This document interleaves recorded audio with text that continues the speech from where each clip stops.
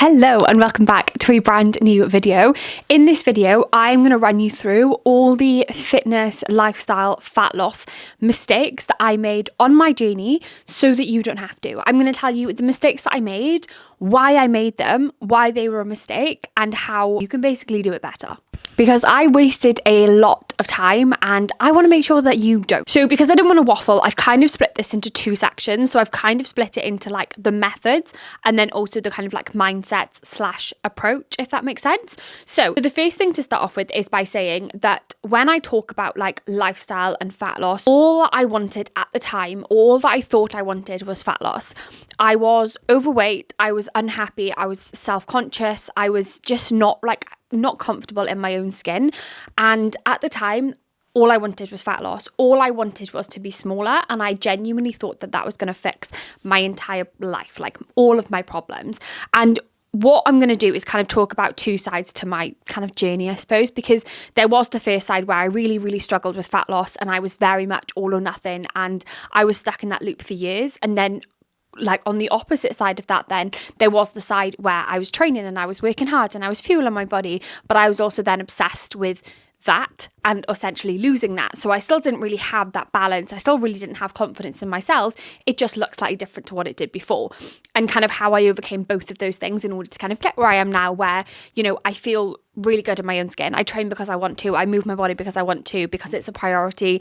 I eat the foods that I love, but I also really, really fuel my body because that's what makes me feel good. And everything I do now is just kind of like natural. And when I tell you I never thought I'd be that person, like I never thought I'd be that person. Okay, so first things first, when I first started kind of like on my fat loss journey, let's say, I didn't have a Scooby-Doo. Like I literally did not have the slightest clue as to what I was meant to be doing, who to follow, what advice to take. And when, you know, what you've got to remember as well is social media wasn't really like a big thing back then. I think it was, you know, it obviously was a thing, but it wasn't like now where you can go online and you can find a lot of information.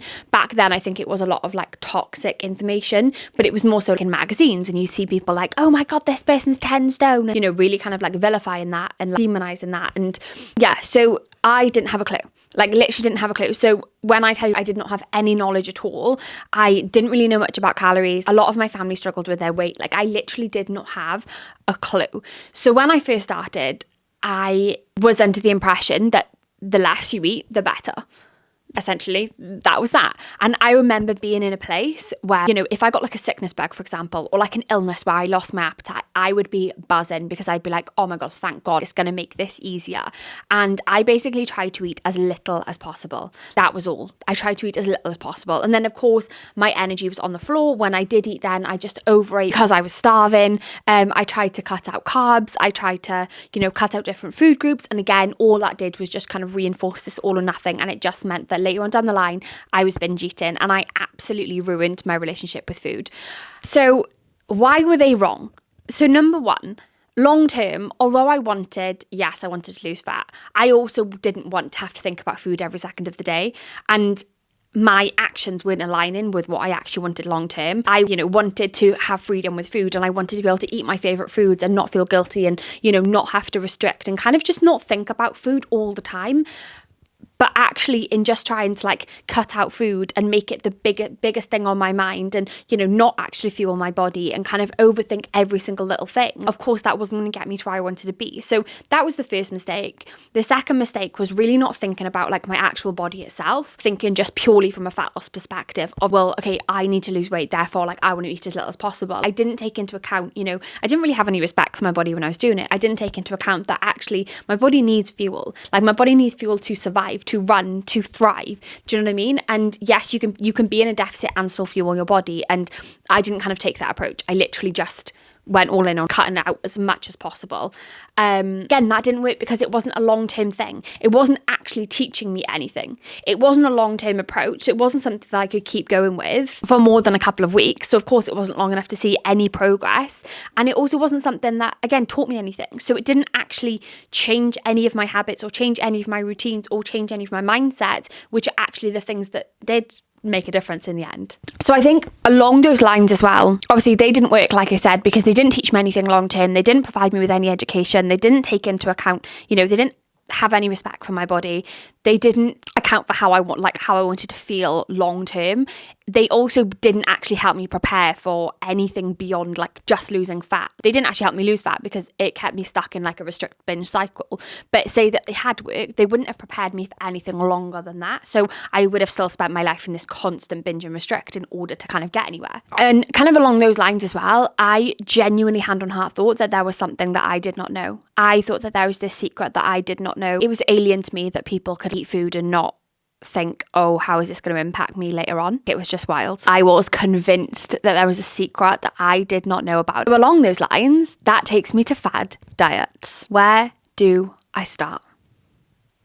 I, again, was under the impression that I just needed a different diet. I just needed to do it slightly differently. Obviously, what I learned and what I know now is that it's not, calories in versus calories out is obviously, the biggest thing when it comes to kind of fat loss, but actually the quality of your nutrition is just as important. The quality of your nutrition really matters when it comes to hunger and satiation and fueling your body and actually feeling satisfied with your food. So when I was looking at all these fad diets, I did shake diets. I did meal replacements.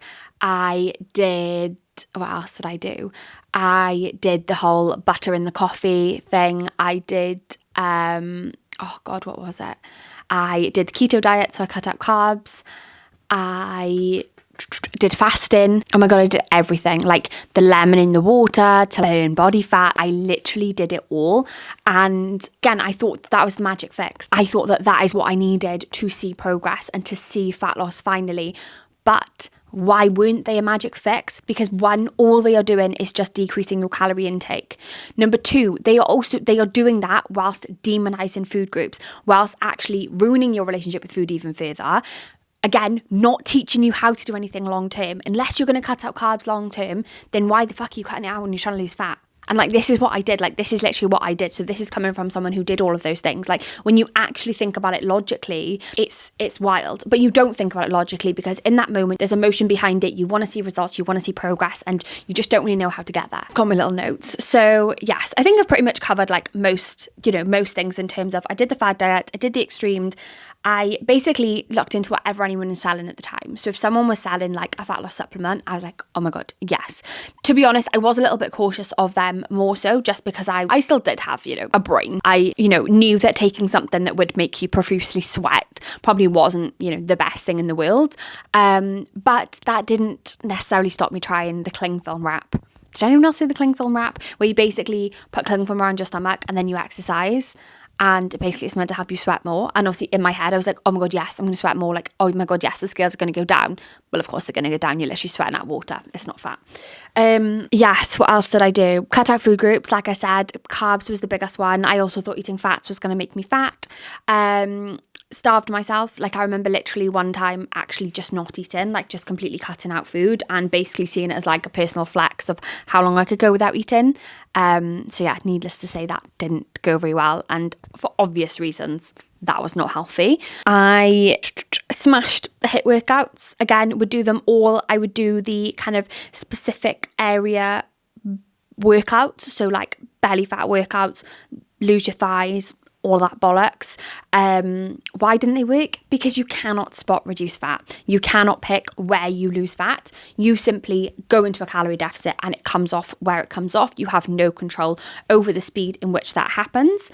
I think another thing that I thought as well, actually just while I remember, is I always thought as well that, okay, well, once I lose fat, I'm going to be really happy with how I look in terms of, oh, I'm going to look like she does because I'm going to be skinny. But actually what we fail to remember is most of these people you see, so people are like, I want to be toned and I want to, lift light weights and do really high reps. And no, no. The people that kind of I used to look at would be the ones that were strength training and, were physically fit and did have muscle mass and then had a low body fat percentage as well. So you could see that muscle mass. I thought just by losing fat, I was going to look like that when actually I'd never done the work to build the muscle to look like that. So I would say two of the biggest mistakes that I made, coming back to the super low calories one, the super low calories one basically left me in the weekday cycle. So I'd get to a Friday, I'd be absolutely starving, I'd eat anything and everything, like all the foods that you can think of, and then I'd be like, oh my god, I've messed up. So Saturday then I'd do the same. Sunday then I literally, when I tell you, would uncontrollably eat. Like it was, looking back now, it was definitely a form of disordered eating. I would literally eat anything and everything that I could get my hands on. Like I'm talking like 1,000 calories plus in breakfast, like probably the same in lunch. Like I would just eat all day long to get to Monday and be like, right, I'm going again. I've had it now. I've had my fix. I can go again. And then I'd obviously cut my calories down really, really low. I would restrict. I would again cut out all these things, and I would overtrain. And of course, then by the time I got to Friday again, the same thing happened. And every week I was like, no, I'm going to start again. Like this is going to be different. But every week I was doing the same thing and expecting a different result. And of course, why didn't that work? Because cutting down my calories meant that I had no energy. My energy was on the floor. My recovery was on the floor. I was burning out, literally burning the candle at both ends. So by the time I got to Friday, I was absolutely starving. So then I was eating what was probably a normal amount, but in my head, then I was like, oh my god, I've messed up anyway. So then I would go and overeat. And actually all that was doing was keeping me stuck in this cycle of kind of like undereating, restricting, overeating, restricting, overeating. And it just went round and round and round. And I felt physically out of control. Like I felt like I could not control it. I felt like there was something wrong with me. I felt like there was just nothing that was working, nothing that I could do. And I just could not break that cycle. Whereas actually I could break that cycle, and I did break that cycle. And what broke that cycle was actually, number one, not kind of entering into that overeating on the weekend, accepting that my nutrition would probably look different. And then number two, not then undereating and restricting when Monday came around. And instead kind of going, okay, I just need to be as normal as possible. And what massively helped with this was actually gaining an understanding around nutrition. I would say that is the biggest thing of all. The reason that I now have such a good relationship with food is because I learned about food. I got educated, not solely about calories, but actually like nutritional quality and like carbs, proteins, fats, nutrients, what we actually need them for, like how to get them in our diets, how much we should be, getting in. And I really did kind of clue myself up, I suppose, on how to actually how to eat. And joining the gym is something that really helped with that. I can't even explain to you, when I started strength training, oh my god, I can't even explain to you the difference that it made, because that's what really helped me kind of find respect for my body. That's what really helped me then start to realize that, okay, I need to fuel my body. Like if I want to keep performing well, I need to fuel my body. And I would say that is probably the biggest thing that transformed my relationship with food. But I think that's also because it transformed my entire mindset around everything, which I'm going to come to in a second. So I think another big thing that kind of didn't help, and another mistake that I made, was only focusing on the number of calories and not on the actual quality of those calories. So let's just say, for example, I was like, right, I'm going to eat 1,200 calories today. I would then go, oh, well, that cake has got 600 calories. Oh, okay, I can fit that in. I would try and fit as much basically shit into my diet as I could within my calories. But of course, the issue with that is that, yes, okay, you're in your calories, but also you're eating fuck all during the day. Because let's say you have a piece of cake and, I don't know, you have a pack of crisps and a sandwich, and that takes you to 1,200 calories. That's going to keep you full for about 2 seconds, because there's barely any protein in it. There's no really nutritional value to it. There's no, there's no fiber in it. There's no nothing. Like, I can't even tell you how bad my digestion used to be. And then, I would wonder why I was absolutely starving. When, yes, I was eating the calories, but the actual volume of those calories was so small, it of course didn't fill me up. Like, think of this as your stomach. So let's say this is your stomach here. Okay, let's say that you are eating, I don't know, let's say you've got that piece of cake and you've also got, I don't know, like a sandwich and crisps. Realistically, that's going to take up what, like this much? Like this much here. So you're not going to be full. Whereas let's say you had, I don't know, a meal of like chicken, you did a roasted veg, I don't know, maybe you did some like pasta with it. You could easily make that for 600 calories, like easily. But the volume of that would literally probably be that big. So therefore, you're eating half the calories that you were in the chocolate and the crisps and the cake, but you're twice as full. But you're full, you're satiated, you're satisfied. And that makes such a difference. And as well, like I said about the education around nutrition is when I kind of knew that, okay, protein actually keeps you nice and full. Fruit and veg keeps you nice and full. Like that is really low calorie, high volume. So you get lots of it for little calories, which is perfect when you're in a deficit. Protein is absolutely essential, but it keeps you nice and full. Fiber, again, helps with your digestion. Like when I started actually learning all of these things, it made so much sense. And then I could implement that into my diet. And then of course my diet improved because I was staying more satiated. I was fuller for longer. I was fueling my body with goodness. So then I had more energy to also move more, which obviously then helps with the deficit. So yeah, I think education and actually looking at the quality of my nutrition was also absolutely huge. So another thing that I did was basically eat back the calories that I burnt in cardio. So in my head, I'd be like, right, I'm going to do the treadmill on an incline, gripping on for dear life as quick as I can. And in my head, I was like, right, yes, I burned 500 calories now. And I'd then go home and be like, right, I can eat 500 calories now.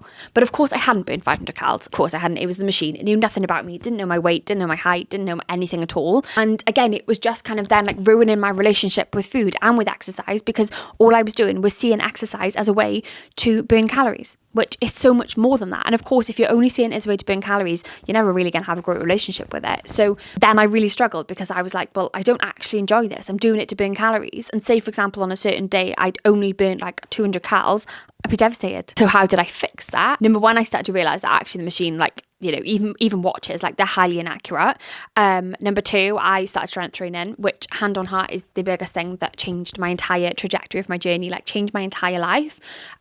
Because strength training builds muscle, and the more muscle mass you have, the higher your metabolism is, so the more calories you burn at rest. The more respect you have for your body, because you have to push it to extremes. You have to push it harder. When I say extremes, I don't mean like, you know, dieting extremes. I mean like you've got to push really, really hard to build muscle. You have to. It's as simple as that. You have to train hard. You have to overload.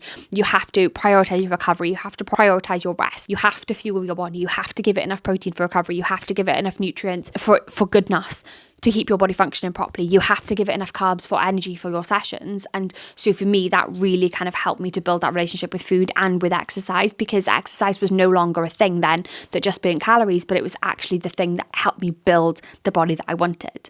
Because what I also came to realize was, yes, okay, I wanted to be smaller, but actually, trust me when I say I got smaller through all of those shit things that I spoke about and all of those unhealthy ways. And I did not feel any more confident in myself because I'd not done anything to build my confidence. I'd not actually built that trust in myself. I'd not built that confidence in myself. I hadn't actually changed anything day to day, hadn't changed my mindset, hadn't changed my lifestyle, hadn't changed my routines, hadn't changed my habits, you know, long term. So it didn't feel the way that I expected it to feel. And I remember thinking, oh, wow. And now I know that confidence in yourself comes from doing the things you say you're going to do, but it comes from your everyday things, from everyday opportunities and everyday habits and everyday actions where you actually get to show up for yourself and you get to do the things you say you're going to do. That's where confidence comes from. So obviously I said in the beginning that I went from obviously, you know, trying desperately to lose fat to then being absolutely obsessed with the gym, nutrition, and kind of being scared of like gaining weight. And I was so scared of falling back into old ways and so scared of gaining weight, so scared of people commenting on it, so scared of not being absolutely perfect, essentially. I was training 6-7 times a week. I was shit hot on my steps. Like I was training hard. Do you know what? I look good, to be fair. Like I did look good, but mentally it was so unhealthy because I, again, was back in a place where like, so when I was younger and I wanted to lose fat, I wouldn't go out for food because I was like, no, like can't afford the calories. And I did exactly the same when I had got into shape and I was obsessed with the gym. I was like, no, I can't do anything differently. I was so stuck in my routine and so stuck in my ways that I didn't know how to get out of that. And don't get me wrong, at the time it worked for me. At the time I was single, I was living at home, you know, I didn't really have many responsibilities. My business was personal training. I was in the gym all the time, so I was just there. I was able to do it. It wasn't necessarily a bad thing, but it was only when lockdown hit that I actually realized how unhealthy my obsession, I suppose, had become.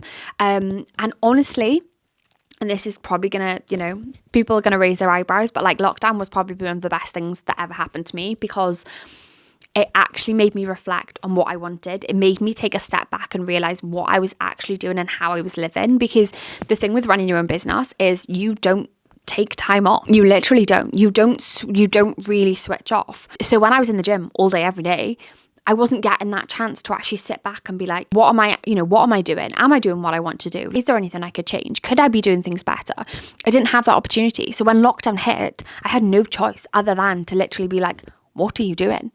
And of course, I missed the gym. I missed the gym so desperately, but I was training from home and I was eating really well. But then I was also giving myself more flexibility with food because I was like, right, well, otherwise this is going to be the worst time ever. I need to have some enjoyment. I was going out on walks. Like I was taking the dogs out a good hour in the morning and, an hour in the afternoon. And I was listening to podcasts and I was like, actually, this is what I want to do. This is what brings me the most happiness, is being outside and, moving my body, not necessarily just battering it in the gym all the time. And yeah, I don't know, it was weird. And it was little things as well. Like the gym that I used to work in was basically didn't have any natural daylight. It was in it was not an industrial estate, but that sort of building. So it didn't have any natural daylight. So in lockdown, obviously the sun was shining. I honestly got such bad headaches to start off with because I was so not used to seeing natural light anymore. I realised at that point how much it had affected my vision and stuff. And my eyes were so sensitive to daylight, it was crazy. And I think that was another thing. And then I was just like, what am I doing? So yeah, for me then lockdown was that opportunity for me to kind of almost sit down and look at, okay, what am I actually doing and what do I actually want? So like I said, I don't want this video to go on for ages and I've already been talking for like 25 minutes. So I would say those are the methods that kept me stuck. And then there was mindsets that those methods reinforced that also kept me stuck. And the mindsets were the thing that kind of kept me going back to those things. So the first one being, like I said before, only focusing on fat loss. And number one, when you only focus on fat loss, you focus on the scales and you focus on your clothes size. And the thing about that is it doesn't really mean anything. Do you know what I mean? It doesn't really mean anything. Like the scales are very, they're going to fluctuate based on so many different things. Your clothes size is going to be different in every single shop. So it doesn't really mean anything. So when I was doing that, like I said, I had zero respect for my body and I wasn't actually learning anything for how to manage things long term. Because what you've always got to think, and what I always teach my clients is, yes, you want a result, but you also want to build a life where maintaining that result is easy and it doesn't feel like a chore. And that comes from changing your habits, changing your routines, changing your mindsets. So everything that you do should be based, should be kind of with that in mind. And when I was focusing just on the scales, that wasn't. And I remember one day stepping on the scales and it said I gained a pound and I was literally devastated. Like I went and I just cried and I was like, oh my God, I'm doing everything right. And, and now I know that obviously the scales fluctuate so much based on your cycle, based on what you've eaten, your undigested food, your water intake, what exercise you've done, how your sleep has been, what your stress levels are like. There are so many different things that impact your scale weight. At the minute, I've literally just started a deficit and my scale weight has fluctuated wildly every single day. I am talking, I got on the first day, that was my starting point. Got on the second day and I was 0.5, it dropped by 0.5. Got on the next day, it had gone up by 1.5. Got on the next day, it dropped by 0.75. Got on the next day, it had gone up by 1.5. And it's just wild. And I know now I don't really care. I don't have an emotion to it. I understand why it's fluctuating. I'm a few days away from my period. Luteal phase is luteal. I know that I eat quite late as well, so that is always going to impact obviously my weight the next day. There were so many things that I know now that I just didn't used to know, and old me would have been like, oh my God, we're doing everything wrong. And actually I'm not. I know I'm doing the things that I need to. I know that the scales are just fluctuating and I know that it's going to take time and it's going to take consistency. And this is why I always take measurements. I always take my weight every single day so I can take an average across the week to kind of account for those differences. Plus then I've got my measurements, I've got my progress photos. I also look at, how I'm feeling and how I'm performing and how my clothes are fitting and all of these different things. And got so many kind of different measures of progress to use that the scales just don't really get to me anymore. And I would say that is kind of a big thing that you have to remember, is you have to think kind of what you want long term as well. How you want to feel long term, how you want your body to feel, how you want to feel in your own skin, the relationships with things that you want to have. And you have to start embodying that now and stepping into that vision of you. So yeah, only focusing on the instant result and body. Obviously that meant that then I was dropping calories low, I was smashing the HIIT workout, smashing the cardio. And again, all of those things are unsustainable. It just wasn't sustainable for more than a week. And of course, I wasn't then able to keep it up long enough to see any long-term progress. Also wasn't changing any mindsets, any habits, anything like that, which were going to help me long term. I wasn't building any trust with myself because I wasn't actually completing anything I said I was going to do. Wasn't building any confidence because again, I wasn't actually really doing anything long term, which kind of comes into a big mindset shift that I had to make. So obviously, like I said, the mindset thing, focusing on the scales, focusing on your fat loss, things like that, but also thinking that those things were going to bring me confidence. In thinking those things were going to bring me confidence, I was actually knocking my own confidence because I was dead set that right, when I'm smaller, I'm going to be confident. So I was doing everything I thought I needed to do to be smaller.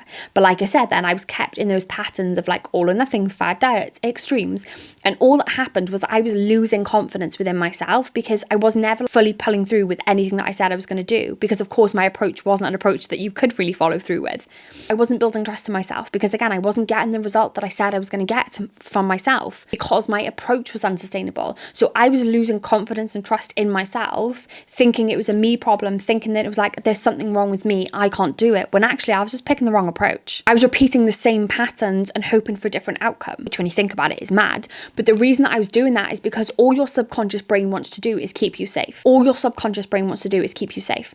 And your subconscious brain will run 95% of the show. So if you consciously want, let's say, to lose fat, but subconsciously you are scared that you're going to fail, maybe that's going to mean that you have to do something differently, maybe it's going to mean that you have to live your life differently, your subconscious will run that show. It will cause you to self-sabotage. And oversetting goals, expecting to change loads at once, knowing that realistically you're not going to be able to do that, is a form of self-sabotage. I hope all that makes sense, and I hope that you found it useful as well. And if you do obviously have any questions, just let me know. But I would say, all in all, obviously the methods that I use, the fad diets, the extremes, the low calories, the HIIT workouts, the, only focusing on fat loss, only focusing on the scales, all those things did was just leave me in a pattern of repeating the same cycles over and over and over. And what actually helped me make a change was going, right, I need to break this cycle. And remembering that I am in control, and then looking at, okay, how do I start to actually build that trust within myself again? Because I'd knocked my trust like literally into the floor. Yeah, I had set myself so many goals that I'd never achieved, that I'd lost confidence in myself that I actually could achieve them. So again, then I was just repeating the same things over and over, knowing that they weren't going to work, but that was safe, that was comfortable. Like ultimately, although consciously it's not what I wanted, subconsciously it was safe. My brain knew what the outcome was going to be. That was safe. All my brain wants to do is keep me safe. So that's why I kept going around in the same circles. So I essentially had to prove to my brain that it was safe to make a change and it was safe to do things differently. And at the time, don't get me wrong, I didn't really know that. I didn't really know that what I was doing was doing that, but that's what I know now, and that's what I help my clients to do. And ultimately I did that by making those small changes and then staying consistent with them, by not going all in, but actually going, okay, but what can I do right now? So, making those small changes to nutrition, focusing on the quality of my nutrition and, keeping myself satiated, keeping myself full, focusing on movement, but also focusing on recovery and, respecting my body and, drinking water. Like, oh my God, I didn't used to drink any water. So many different things that I then kind of focused on doing, and I started building them up. And obviously every time then I did one of those little things, that was an opportunity then for me to be like, okay, we're making a change. I am making a change and it's safe. I'm doing what I say I'm going to do. I'm building trust and building confidence. And also as well, another thing that I think I didn't really consider at the time, but like I know now, is the easiest way to get to your goals is to literally envision where you're going.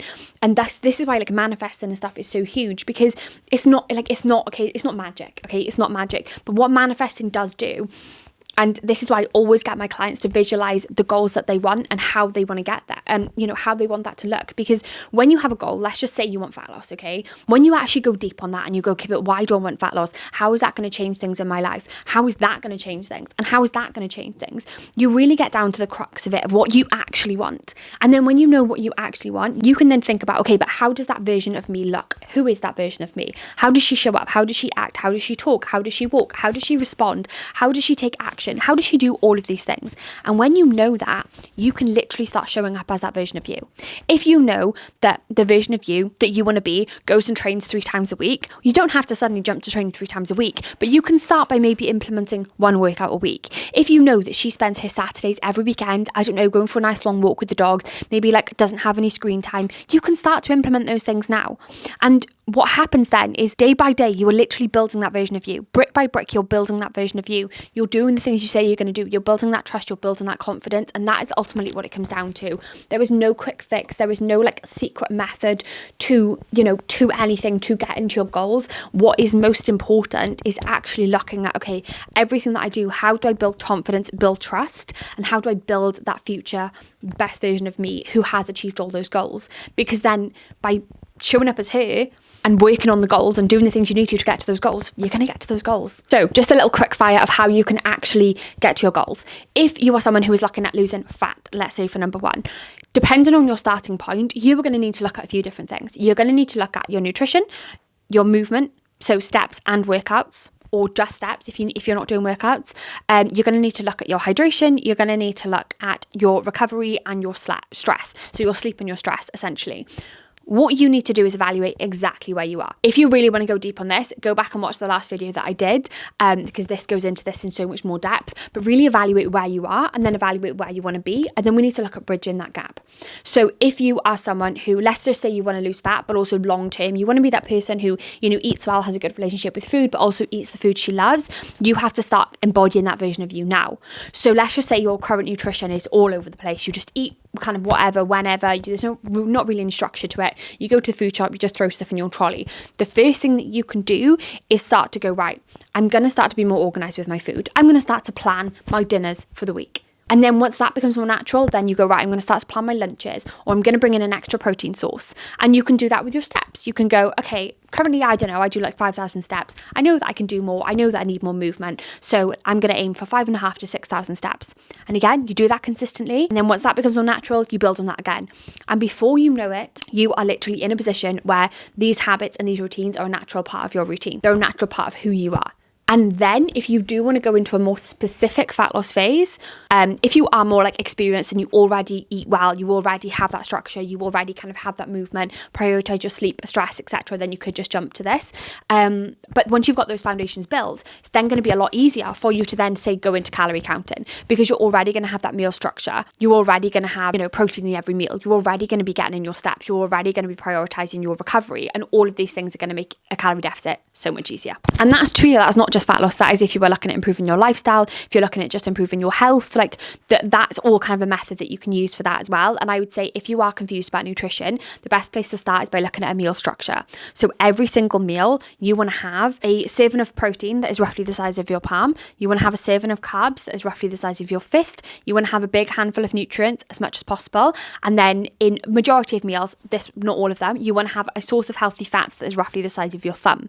If you follow that for say 80% plus of your meals, you're going to be getting in a good amount of protein, a good amount of nutrients, a good amount of carbs. You're going to very likely have more energy. Your recovery is going to be better. You're going to be giving your body the nutrients that it needs. And remember, there is no quick fix. Fat loss comes down to calories in versus calories out, yes, but it's not just a maths equation. Ultimately, the calories that you are consuming, you want them to be high quality. You want them to, fuel you. You want to be able to also fit in the foods that you love. Your calorie output is not just the movement that you're doing. Like your body needs energy to survive. I need energy to do this. I need energy to talk. My brain needs energy to think. My lungs need energy to, help me breathe. My heart needs energy to pump.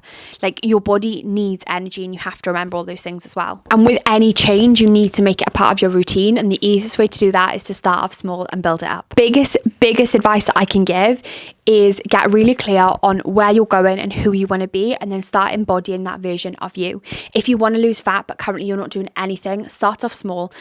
Don't jump all in with like calorie counting and workouts and steps and all of these things, because you're going to feel overwhelmed and you're going to stop doing it. Simple as that. What you need to do is focus on 1 to 3 small changes that you can make, a few steps, a little bit more water, better quality nutrition, build those foundations, and then continue to build on them, and you will start to see progress. And the best bit, not only will you see progress, you are also creating the version of you that can maintain that, because she's now got the mindset to do so, because she now knows that she can trust herself and she has confidence in herself. And you are building habits and routines that are going to help you maintain those results, because those things are now a natural part of your routine. Because the method that you use to get your results is the same method that you use to maintain them. Don't get me wrong, if you're in, a calorie deficit, of course, you're not going to have to stay on those low calories at all times. Like, it doesn't work like that. But you are still going to need to, eat well. You are still going to need to prioritize your sleep. You are still going to need to drink your water and get your steps in and nail the basics. I hope you found that useful. I'm going to stop blabbering now. So if you do have any questions at all, please just pop them in the comments, and I shall see you in the next video. And yeah, go and smash your goals. Don't make the same mistakes that I did. Remember, there's no easy way. There's no quick fix. But actually, the small changes are the ones that add up to the biggest of results and leave you feeling the best anyway. So you don't need those quick fixes.